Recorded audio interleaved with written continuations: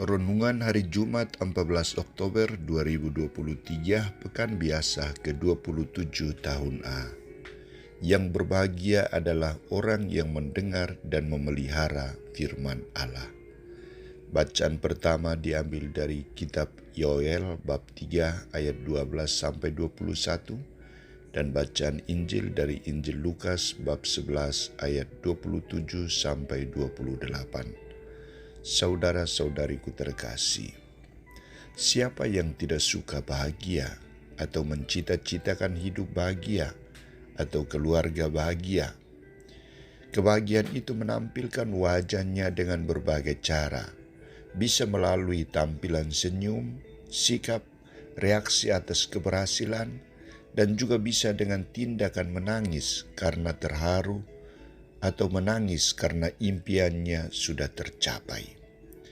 Ada juga sering menggambarkan kebahagiaan itu dengan memiliki banyak harta, memiliki jabatan, dan lain sebagainya.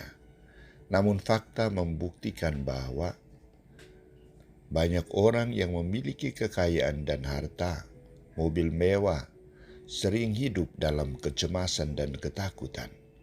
Kalau demikian, kebahagiaan jenis apa yang sungguh membahagiakan?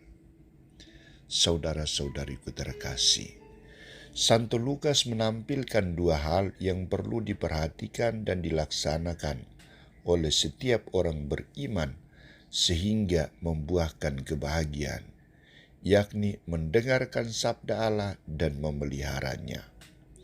Orang yang mendengar sabda Allah dicap sebagai yang berbahagia karena orang bersangkutan sungguh-sungguh mengarahkan perhatian, konsentrasi, memberi diri sepenuhnya untuk menghargai dan menghormati, serta siap mendengar sabda Allah yang sedang berbicara. Siap mendengar Allah yang sedang berbicara. Mendengar dituntut kepekaan, kejernihan, dan pengorbanan untuk mendengar sabda Allah. Orang itu harus melepaskan segala egonya dan memfokuskan perhatiannya pada Dia, Allah yang berbicara. Sikap itu bagi Yesus pratanda orang yang berbahagia. Hal kedua adalah memeliharanya. Orang yang memelihara sabda Allah yang didengar itu disebut sebagai yang berbahagia karena orang itu membuka hatinya untuk menyimpan segala sabda Allah.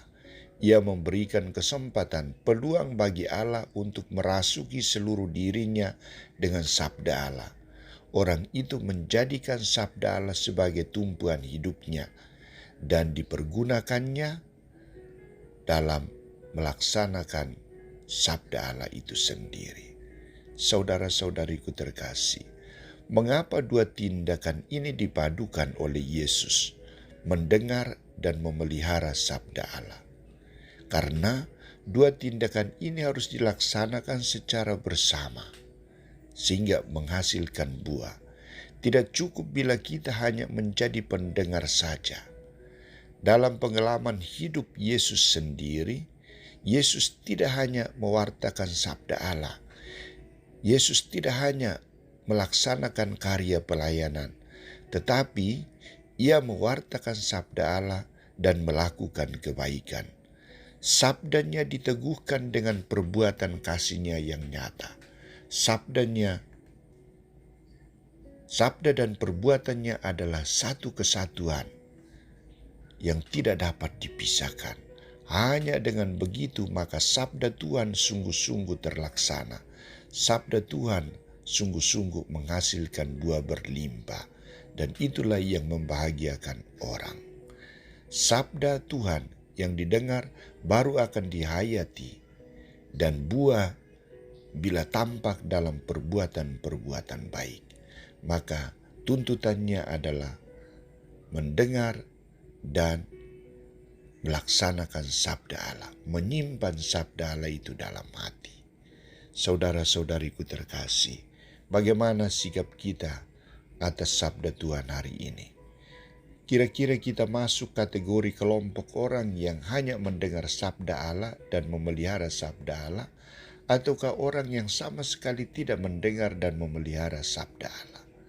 Kita harus jujur mengungkapkan keterbatasan kita untuk mendengar dan memelihara sabda Allah. Seringkali kita santai, menutup diri, dan bahkan tidak serius mendengar sabda Allah dan melaksanakan sabda Allah.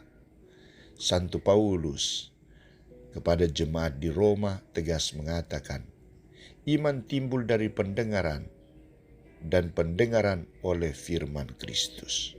Bagaimana pula kita bisa menyimpan firman Allah, sabda Allah di dalam hati, kalau kita tidak memperhatikan sabda Allah itu secara baik, mendengarnya secara baik? Dan bagaimana mungkin sabda Allah itu tidak ada di dalam hati kita dan kita bisa dapat melakukannya?